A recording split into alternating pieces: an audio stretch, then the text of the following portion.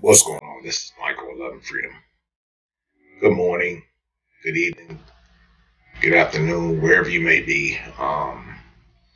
I have some things that's very, very, very heavy on my mind, as it was yesterday. When I heard the news about the fire at the beer house, and I knew, you know, something just touched me, like that I had. I just knew the people that was involved. It's something just told me. I know I'm no, you know, I know I'm no, what you want to call it, a mind reader or no Miss Cleo type or anything like that. I'm joking about it, but I really did have some type of feeling about this when it happened. Not just like one of your regular arson uh, thing that may take place and people losing their lives. And it kind of hits different when is someone that's involved that you particularly know of. I know them. And my friend Miguel, which I think I have Miguel in a few videos.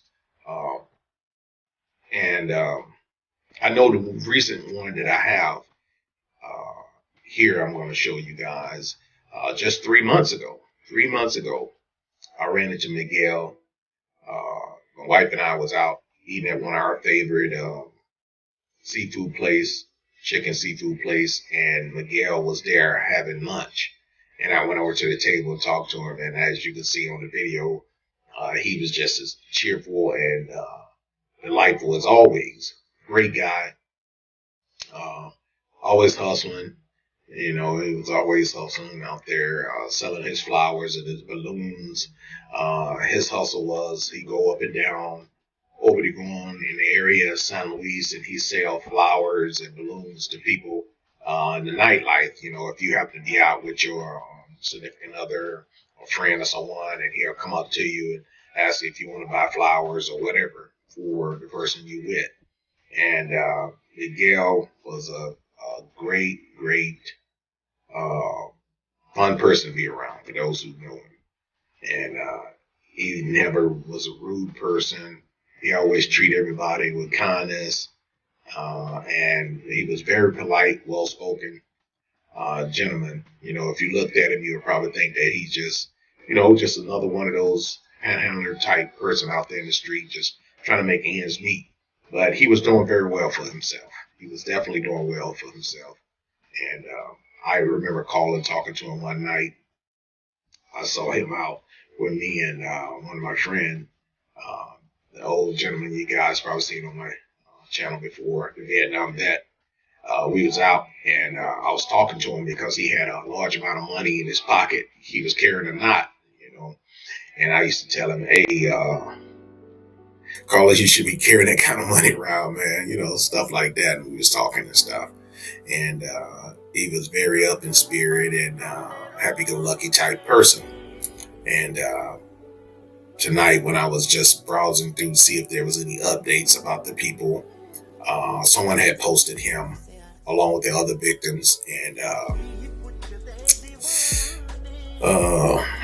it's sad, that people lose their loved one at any point in time. It's sad when people lose their loved ones, but that type of way um, is very bad. That's a very bad tragedy. You think you're out having a good time, enjoying the evening, and your night in with something horrific like that. But when I saw him in that circle of people, um, I just, oh man, I had to run out and show my wife, that I knew it was something that yesterday morning I couldn't figure it out. Not just that was lives lost, but it touched me a different way.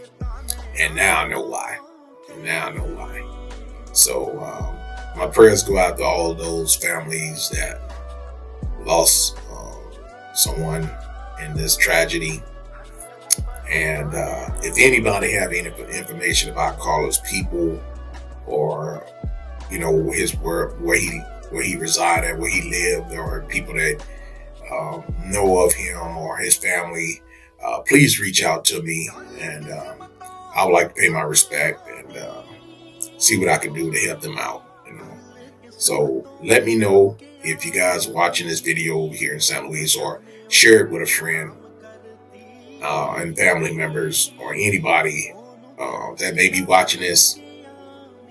Let me know if you know how to get in touch with Carlos people or somebody. I'm sorry, Carlos, as I was. Miguel, I'm sorry. Why did I keep saying Carlos? I got to call him. I got to check on his friend. Miguel, his name was Miguel, like, you know, Michael. And as you can see in the video, he was always joking about that every time we ran into each other, that he had the same name as I did.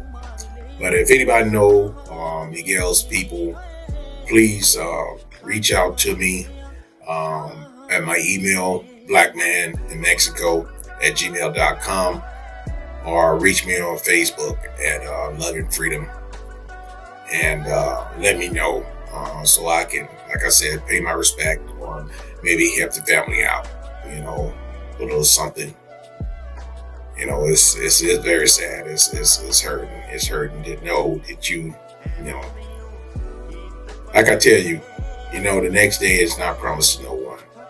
And you could be in the wrong place at the wrong time at any cost, you know. So, and, you know, and I don't really like to hear people say, you know, what type of place it was that they was in, or if the place was illegal, or whatever type of place. I don't know. I mean, you know, there's a lot of gossiping going on. People are always going to come up with negative stuff, but just think about it. People lost their lives, you know. Just think about that. It could have been your loved one. You know, I think about it could have been a place where my son go hang out with his friends or something. And, you know, it happened to them. So that's how I look at it. You know, people just need to humble themselves sometime and just think about, you know, this is a humanitarian thing. There's these human beings that lost their lives, you know.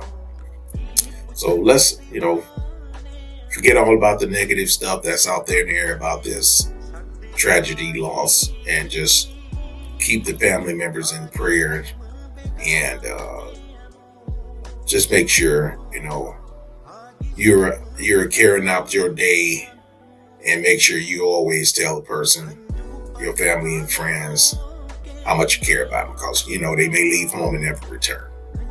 But I'm going to play this small clip with Miguel and I was talking at the place.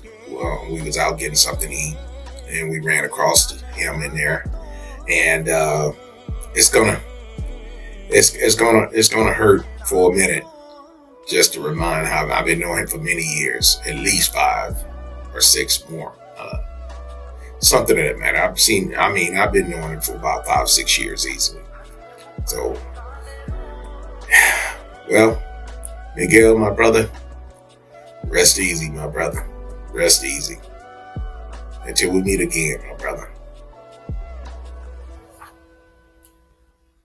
Hey, I'm inviting everyone down here to San Luis, Mexico. I sell flowers, but I stay at California Bar on 6th and Obregon.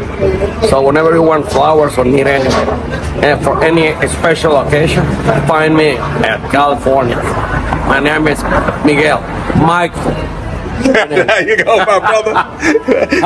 That's my friend right there. Y'all come out and support him. He's a good guy. He got all kind of flowers and roses for you. He put a smile on your face, you and your partner. So come out and support him. You got that right. We'll see you, brother. Okay. All right, take care. Now. All right, God bless you. Okay.